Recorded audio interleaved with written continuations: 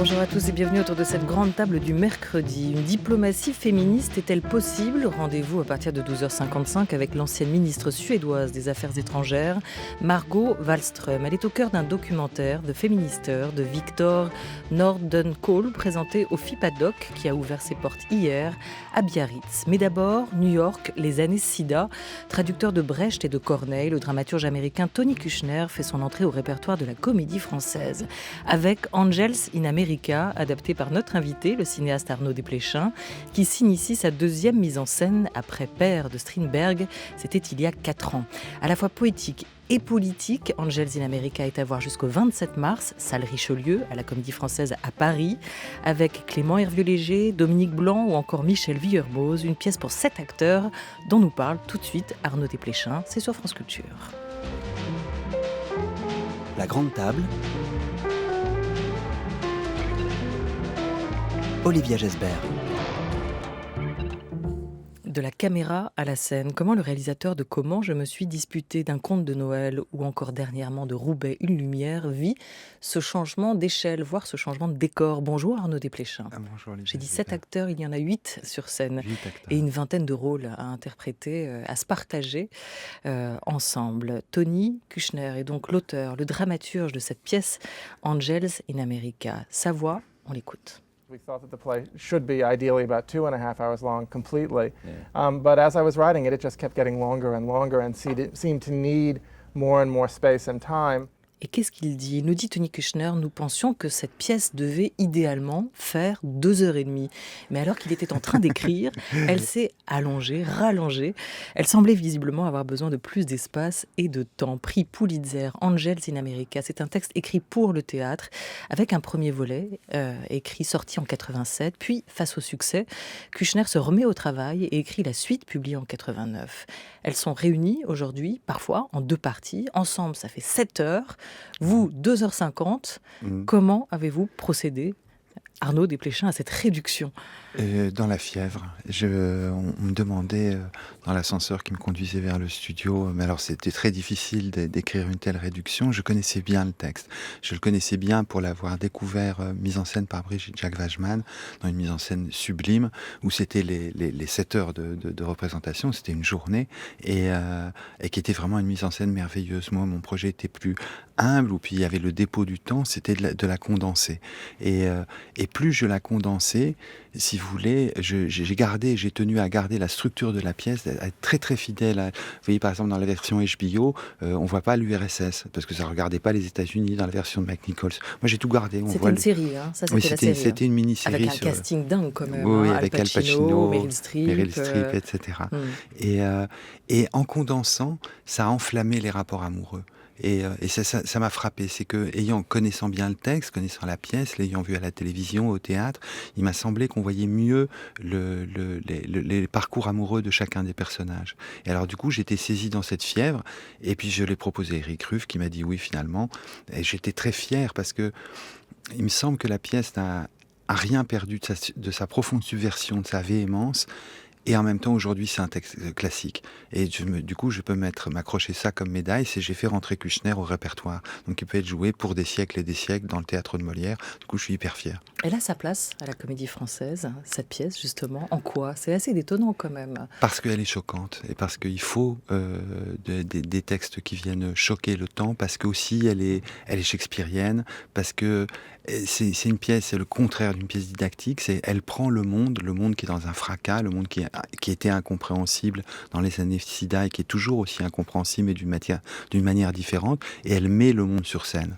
Et voilà, et du coup, de ramener le scandale et le classicisme Kushner au cœur de Paris, place Colette, c'était vraiment le théâtre où je voulais monter cette pièce. Mais ça, c'est ce que vous dites. Tony Kushner, c'est mon Shakespeare à moi. Mais c'est vrai que le propre des classiques et des pièces, aurait-on tendance à penser qu'on fait entrer au répertoire de la Comédie Française, c'est d'être indémodable. Là, il y a quand même une temporalité dans cette pièce, mine de rien. C'est les années 80, la fin des années 80. Le mot sida est prononcé pour la première fois aux États-Unis en 85 par Reagan. À New York, à la fin des années 80, les corps tombent. Beaucoup d'artistes sont frappés mortellement par la maladie, des artistes homosexuels, gays. Il y a pour Kushner, dans son envie d'écrire cette pièce, on imagine un cri d'alerte qui est lancé. Pour vous, cette pièce, elle est quand même indémodable ? Elle est indémodable. J'ai été très frappé par un film, comme beaucoup de spectateurs, par le film de Campillo, 120 battements par minute. C'est de voir les combats d'hier ou de voir les victimes d'hier mettre tellement à habiter le monde d'aujourd'hui. Vous voyez, de voir la grandeur. Je pense au dernier monologue de Prior, qui est ce personnage qui est atteint du sida dans la pièce et qui est joué par Clément Hervieux-Léger, qui est un texte sublime, et la performance de Clément est tellement vibrante. Et il nous parle aujourd'hui, et c'est les morts d'hier qui nous parlent aujourd'hui. Et il y a une émotion et une fierté à habiter un monde on se dit, mais mon Dieu, toutes les épreuves qu'on a traversées, on regarde mieux.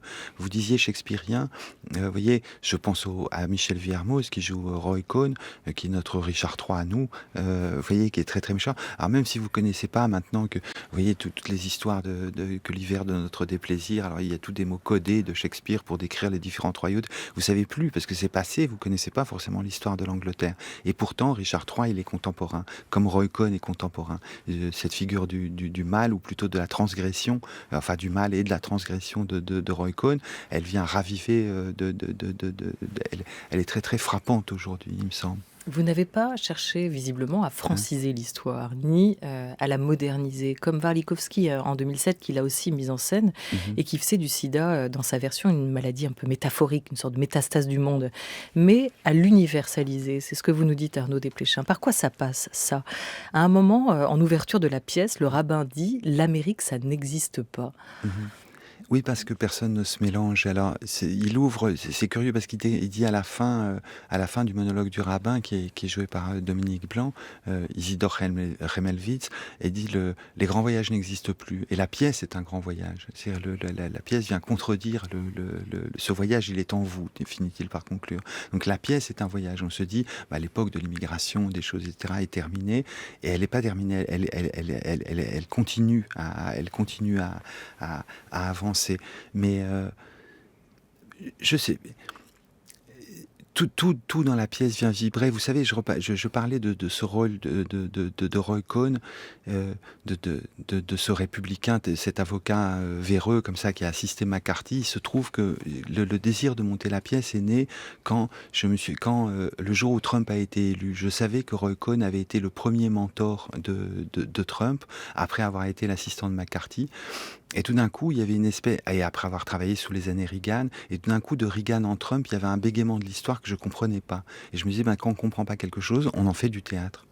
On va l'écouter, Roy Cohn, interprété ici par Michel Vuillermoz, extrait de Angels in America, actuellement sur la scène de la Comédie Française. Je me soignerai tout seul. Avec quoi? Acide, je ne sais quoi. Azidotimidine? De De l'AZT, vous en avez? Potion magique de premier choix, rends-moi les clés. Vous avez réussi? Je suis le meilleur. Il y a de quoi ouvrir une pharmacie, là. Il y a tout au plus 30 personnes dans ce pays à avoir ce médicament. Maintenant, il y en a 31. Et 100 000 en ont besoin. Et vous êtes là? Un dragon trônant sur son tas d'or? Remise tes gros yeux fulminants dans leur étui, mon ange. Que sur cette terre, les richesses soient inégalement partagées me laisse de glace. Même si vous viviez encore un demi-siècle, vous ne pourriez pas avaler tous ces comprimés. J'en veux. Tu violerais la loi. 10 flacons. Je te dénoncerai. Je suis syndiqué et ils n'ont pas assez de personnel. J'ai des amis qui en ont besoin, c'est urgent. Sens très poussé de l'amitié, j'admire, mais je refuse. Pourquoi? Parce que toi et tes amis, vous êtes des impudents culottés et je vous hais. Voilà pourquoi j'en veux, comme si ça vous était dû. Ça fait mal, hein, quand vient le moment de payer la facture. Voilà, un mot de cette figure centrale dans la pièce, aux côtés d'autres, on va y revenir, de Roy Cohn, interprété par Michel Vuillermoz avec son infirmier. Gaël Camilindi. Voilà, avocat Roy Cohn notoire du macartisme, qui a envoyé Ethel Rosenberg, la juive communiste, à la chaise électrique, homophobe mort du sida, après avoir prétendu être malade d'un cancer du foie. C'est un affreux jojo, ce Roy Cohn, sans scrupules, qui a vraiment existé et qui fait irruption donc, dans cette fiction de Tony Kushner que vous mettez en scène, Arnaud Desplechin, et que nous raconte en quelques mots aussi Pierre Laville, auteur de la version française d'Angels in America. Il faut rendre un peu à César aussi ce qui lui appartient. Aujourd'hui, la pièce, on ne connaît plus très bien Reagan, mais le personnage de Roy Cohn, qui est le traître parfait, le traître absolu de la pièce, l'homme du macartisme et de l'oppression américaine dans ce qu'elle a eu de plus horrible, s'incarne de manière assez fascinante dans plusieurs scènes, dans l'image qu'on a de Trump, de Donald Trump aujourd'hui. Ça a été un mentor de Trump. Et car c'était un ami de son père. Absolument. Et dans la politique d'immigration de Trump aujourd'hui, par exemple, ou de l'anti-écologie que nous connaissons, il y a dans la pièce les contre-feux de tous ces arguments, comme si c'était écrit exprès. Et c'était il y a 30 ans. Voilà, alors Pierre Laville, auteur de la version française intégrale aussi d'Angels in America, qui n'en est pas à sa première collaboration avec Tony Kushner, puisqu'ils ont déjà travaillé ensemble sur la version en langue française de Slaves pour le théâtre de la Colline et pour Homebody, monté à la Comédie Française au théâtre du Vieux Colombier. Sur ce personnage de Roy Cohn, Arnaud Desplechin, comment il arrive là comme incarnation de l'Amérique, de Reagan, c'est ce qu'on entend aussi ici. Ah, oui, il incarne l'Amérique et j'aurais envie de...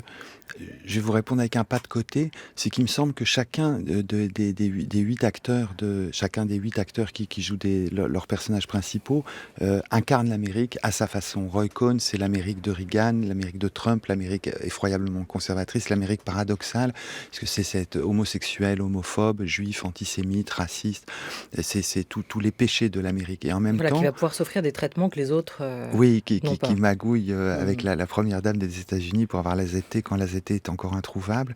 Et en même temps, il incarne le théâtre. C'est-à-dire, vous avez un plaisir d'enfant à voir Michel en scène, parce qu'il transgresse tellement que si vous voulez, vous ne pouvez que... C'est pas que vous l'aimez, c'est qu'il vous terrifie, et du coup, vous adorez voir cette transgression, le fait que le type n'a aucune limite. Et dans ce fait qu'il transgresse, dans ce fait qu'il soit un méchant hors norme, il incarne le théâtre dans sa puissance de représentation. Je vous parlais de Richard III. Mais c'est quelque chose qu'on pourrait dire de chacun des acteurs de la pièce. Oui, et juste sur lui, est-ce qu'il incarne... Oui, on va revenir sur les autres, justement, comme archétype, peut-être, mais est-ce qu'il incarne aussi, Roy Cohn, l'injustice?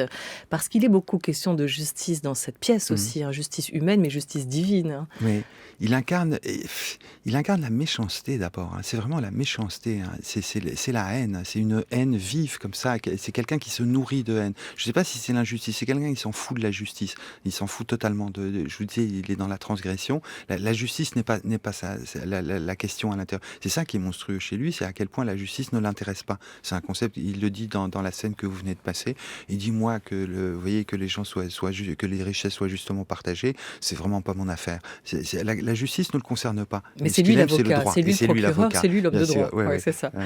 Deux couples qui s'entrelacent aussi dans cette pièce. D'une part, le duo mormon Harper et Joe, elle accro au Valium, lui homo refoulé. Et d'autre part, Pryor, séropositif, qui entre en dialogue avec les anges, et son compagnon Louis, qui ne va pas supporter de le savoir malade et qui va le quitter avant de rencontrer Joe, le mormon. En quoi eux sont-ils d'autres archétypes de l'Amérique pour vous? Je pense à Christophe Monténez qui joue Joe, qui est ce jeune homme républicain qui a voté pour Reagan et qui croit, il a une phrase merveilleuse au tout début de la pièce, il dit « L'Amérique avait honte et c'est affreux d'avoir honte. Maintenant, l'Amérique n'a plus honte d'elle-même. » Et c'est cette idée qu'il ne faut pas avoir. Et il va découvrir son homosexualité au cours de la pièce et il a cette audace d'oser se regarder vraiment, de dire il y a une scène qui me bouleverse à chaque fois que je la vois, quand il téléphone et qu'il fait son outing devant sa mère, enfin pas devant, au téléphone avec sa mère qui est à Salt Lake City, qui est jouée par Dominique Blanc, et il ose se regarder en lui, et cet espoir, cet idéalisme, il me fait penser à chaque fois que je regarde, vous voyez, à Gary Cooper jeune, dans ses rôles de jeune républicain comme ça, et vous pouvez pas le juger parce qu'il y croit tellement, il a une telle foi, et dans cette foi dans son pays, elle est tellement américaine, et en même temps, il est une figure héroïque, puisque c'est par lui, c'est à travers le naïf, si vous voulez, à qui toute l'histoire arrive, qui va découvrir, il vient de Salt Lake City et découvre Manhattan, il découvre Roy Cohn, le mal, il découvre son homosexualité, il découvre l'amour avec Christophe Monténez. Et il découvre tout ce qu'il a refoulé, et tout ce parce qu'il raconte à plusieurs reprises ce mal qui était niché en lui, son homosexualité, qu'il a essayé de cacher, de transformer, et puis qui ressurgit. Il a essayé d'être un homme bien. Et puis il a horreur de son homosexualité, il a cette bravoure de ne plus en avoir horreur à partir du moment où il aime. Et dès qu'il aime Louis, Voilà, ça y est, il est parti et il se reconnaît. Et cet héroïsme de la figure en fait une figure de théâtre, à mon avis. Alors vous parlez de ces archétypes d'Américains aujourd'hui. La question des identités, elle est quand même aussi présente dans la pièce, hein, puisque on y retrouve ce qui fait aussi l'Amérique d'hier et d'aujourd'hui. Ils sont juifs, ils sont gays, ils sont noirs, ils sont mormons, ils sont tous quelque chose. Et au-delà de tout ça, sont-ils américains ?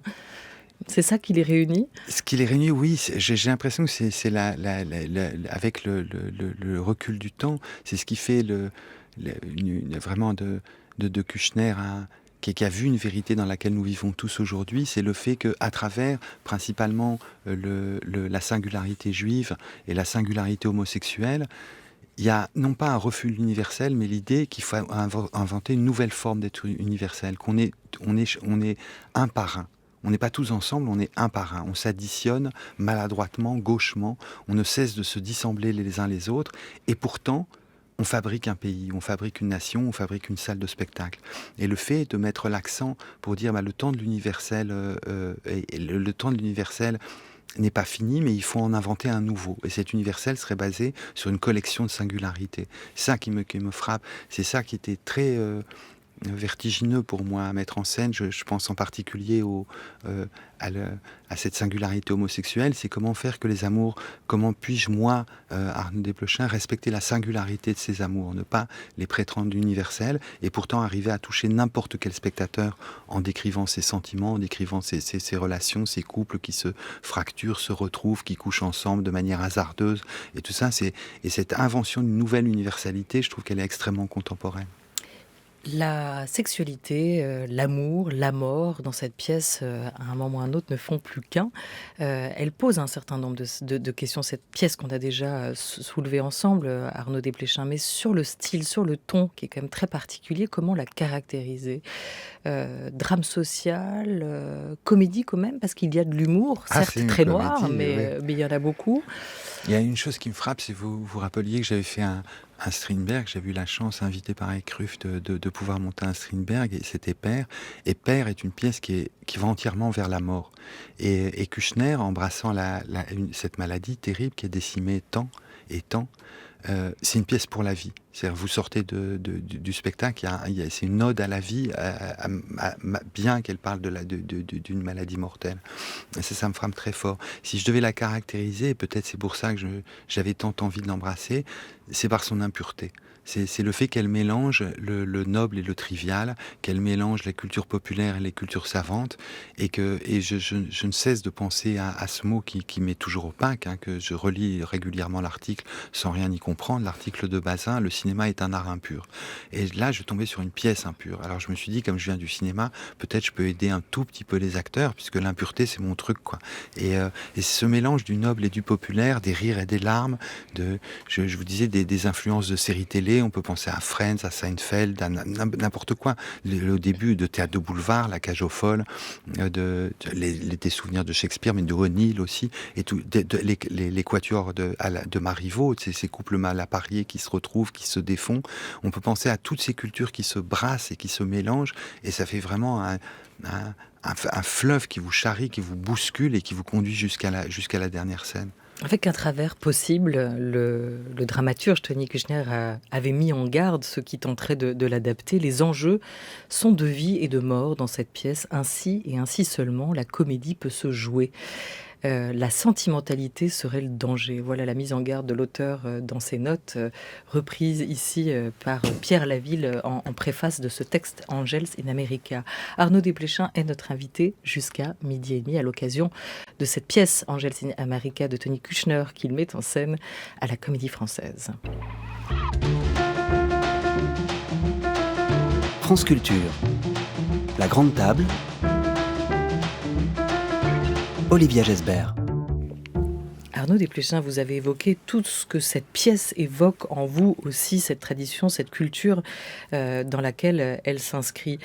Comprendre quand même comment vous êtes arrivé par là, vous qui êtes un homme de cinéma et qui vous retrouvez tout à coup presque sur les planches.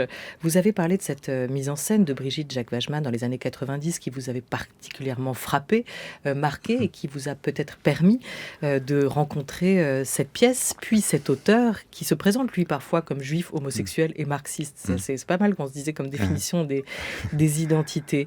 Est-ce que vous n'y êtes pas aussi un peu arrivé par le cinéma? Vous avez notamment jamais caché votre admiration pour un Woody Allen, le grand-oncle américain, Bergman pour l'intime, Allen pour le rythme, et il y avait René, je crois aussi, pour le montage. Et le montage. Vous y êtes arrivé aussi par là, par cette atmosphère des films d'un Woody Allen ou d'autres, par ce New York de cinéma. Sur les Angels, si Woody Allen a nourri c'est très votre certainement... part américaine. Un peu, oui.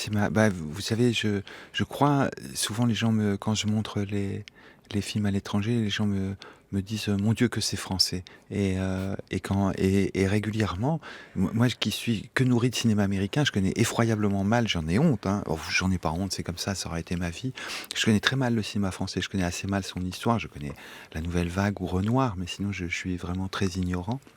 Et je suis nourri de ça. Et donc bien sûr, c'est des paysages qui me sont familiers.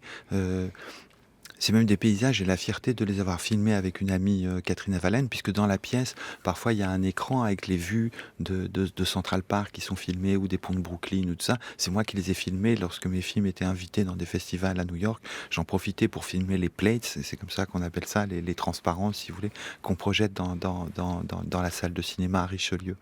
Donc oui, je pense aussi avec émotion, parce que Kushner le mentionnait dans une interview, cette figure qu'on pense toujours aujourd'hui, avec le temps qui passe, et puis le côté controversé du personnage de Woody Allen, on pense, voilà, c'est quelqu'un qui parlait de l'entre-soi et quelque chose comme ça. Et en fait, Kushner rendait hommage à Woody Allen, qui était dans les premiers à s'alarmer du problème du sida et à porter la parole dans la presse américaine à la communauté homosexuelle quand elle se battait contre cette maladie mortelle. Et j'étais touché de retrouver ce nom que j'admire tant, vous voyez, dans les mots de Kushner. Kushner, il l'a vu déjà, votre mise en Non, scène? pas encore. Il était de passage à Londres. On espérait qu'il allait venir, mais il a la promotion de West Side Story, donc il devait y retourner. Alors on a eu ses agents américains qui sont venus, et c'est drôle parce que vous parliez du sentiment, et je vous parlais tout à l'heure de la fièvre dans laquelle j'ai écrit cette adaptation, et je pense, et ces agents se montraient, ils ont dit il faut absolument que Tony vienne, il faut que Tony vienne, parce que vous n'avez pas peur des sentiments. Et j'ai pris le contraire, vous voyez, de la mise en garde de Tony Kushner. Moi, les sentiments, j'avais envie que les gens pleurent. Vous voyez, c'est une pièce très drôle. Il ne ferme pas la porte au sentiment, il dit la sentimentalité. La sentimentalité, c'est différent. Ouais. Et vous voyez, j'avais envie que les gens pleurent, qu'on écoute l'histoire, qu'on écoute et qu'on regarde Joe, qu'on regarde Monténez quand il sort avec Jérémy Lopez, et qu'on se dise, mon Dieu, c'est aussi beau que Star is Born. Vous voyez, c'était un sentiment aussi simple, aussi populaire que ça, celui qui m'habitait. Vous avez dit, Arnaud Desplechin, la comédie française, pour moi, c'est Hollywood. Alors c'est vrai qu'il y a aussi quand même, on retrouve votre patte de réalisateur, de cinéaste dans cette mise en scène. Et puis, il y a tout ce qui fait le théâtre. Déjà, ce qui ressort de la théâtralité de ce texte, mais aussi les changements de décor, les trappes, les suspensions. Vous vous êtes amusé, vous, à jouer avec tous ces effets scéniques? Oui, c'est Kushner qui parle aussi dans un texte qui était cité par François Regnault. Il parle, j'adorais ça, il disait deux petites choses, et c'est très bref. Il disait, cette pièce invite au merveilleux théâtral. Et il écrivait théâtral à l'américaine en lettres capitales, vous voyez, le merveilleux théâtral. Et donc on s'est servi de tous les artifices du théâtre possibles, les fumées, les trappes, les suspensions, comme vous disiez, les split screens, les flashbacks, tous les artifices du théâtre nous étaient bons pour provoquer ce côté. Il y a un côté très politique, très engagé, très frontal, avec même les dispositifs de rideau qui ramènent les spectateurs à l'avant et qui ont une adresse brechtienne. Je pense à la scène du rabbin qui ouvre le spectacle, ou du dernier communiste, Alexis, qui ouvre la deuxième partie du spectacle. Et en même temps, il y a un désir de Broadway chez Kushner qui m'emballe. Vous voyez, ce désir impur. Il y a le désir de faire compétition au cinéma. Et cette compétition au cinéma, il l'exprime de façon très drôle. Il dit, si le metteur en scène désire que l'ange vole, Et il rajoute entre parenthèses, et c'est tout à fait souhaitable, prévoir 2 jours de répétition en plus. Alors nous, Florence Viala vole. Voilà, il fait voler les anges et aussi les fantômes. C'est un art de la réparation, le théâtre, hein. C'est aussi comme ça, en tout cas, qu'ont souvent été qualifiées les œuvres de l'artiste Kader Atia, réflexion autour des fantômes avec vous, Arnaud Desplechin. Rappelons que c'était le titre de votre avant-dernier film, Les fantômes d'Ismaël. On les retrouve ici. Est-ce qu'il est possible d'imaginer que le manque, que l'absence d'une partie d'une communauté puisse créer des spectres qui reviennent et appellent réparation, comme ça, psychologiquement? Finalement, quand on sait justement que le membre fantôme est le dénominateur commun entre l'individu amputé et un groupe social amputé, c'est la douleur, quelle possibilité de réparation avons-nous? Alors, le deuil. Qu'est-ce que le deuil? Est-ce que le deuil répare? Est-ce que le deuil, au contraire, nous enfonce? C'est d'ailleurs la question que je pose à Boris Cyrulnik. Il dit, le deuil, l'une des manières de réparer, je dirais, le deuil, c'est la culture et l'affection. Il y a une possibilité de réparer ces traumatismes qui nous hantent, ces spectres qui nous hantent, qui appellent réparation, en utilisant l'affection et la culture. Voilà. Est-ce que, à la manière de Kader Atia, pour vous, Arnaud Desplechin, Kouchner transpose aussi les morts qui le hantent, qui non pas qui le hantent à travers les fantômes ou les anges de cette pièce? Je pense à 2 choses. C'est les morts sont... Il y a toutes ces morts que Kouchner a croisées, il y a une réparation profonde. C'est ça, cet appétit de vie qu'il y a dans la pièce. Quelque chose est réparé, quelque chose est pensé dans le dernier monologue de Prior. Et tous ces morts évoqués sur scène, et c'est dans un monde où tout est poreux, ce merveilleux théâtral dont je vous parlais, où tout peut arriver. Les hallucinations, les personnages passent d'un monde à l'autre, et comme ça, c'est le merveilleux théâtral. Le théâtre, dites-vous, c'est longtemps refusé à vous, et voilà que vous vous êtes décidée donc en 2015. Elle a fait le chemin inverse, elle est passée de votre film, donc d'un film au théâtre, présenté à Cannes en 2008. C'est un conte de Noël avec Mathieu Amalric, Catherine Deneuve, Chiara Mastroianni, Melville Poupeau. Il est à voir en ce moment aux ateliers Berthier sur une mise en scène de Julie Deliquet, adaptée donc du scénario que vous aviez coécrit avec Emmanuel Bourdieu. Là encore, on est entre drame familial et comédie chorale. Cette dimension littéraire dans vos films, on la connaissait. Il y a aussi du coup maintenant, et vous l'avez découvert peut-être en allant voir cette pièce de Julie Deliquet, une dimension théâtrale dans vos scénarios? Je ne m'en rendais pas compte. Vous voyez, j'ai découvert le spectacle de Julie Deliquet avec un enthousiasme qui n'a aucune borne. Vous voyez, ce spectacle m'a enchanté. Elle est virtuose. J'avais tant aimé son Tchekhov, le Vania à la Comédie Française, comme l'adaptation de Bergman du Fanny Alexandre. Et ce spectacle-là, ça me faisait tout bizarre. En même temps, c'est différent du film. Alors parfois, je me souvenais, je me disais, tiens, j'écris ça. Et c'est merveilleux parce que quand vous écrivez des scénarios, c'est très périssable. Je crois que les films sont plus périssables que les mises en scène de théâtre. Les mises en scène de théâtre restent dans les mémoires. Les films, c'est éphémère. C'est un art un peu voyou, un art mineur. Et voilà que ce que j'avais filmé faisait texte pour Julie Deliquet. C'était ma plus grande fierté. Et voilà qu'à quel âge vous avez? J'ai atteint les 60 ans. Et voilà qu'à presque 60 ans, même pas 60 ans, vous entrez déjà au répertoire de metteurs en scène contemporains comme Julie Deliquet. C'est une consécration. Merci beaucoup à vous, Arnaud Desplechin. Alors, plusieurs dates à vous donner. Il y a ce conte de Noël à voir aux ateliers Berthier.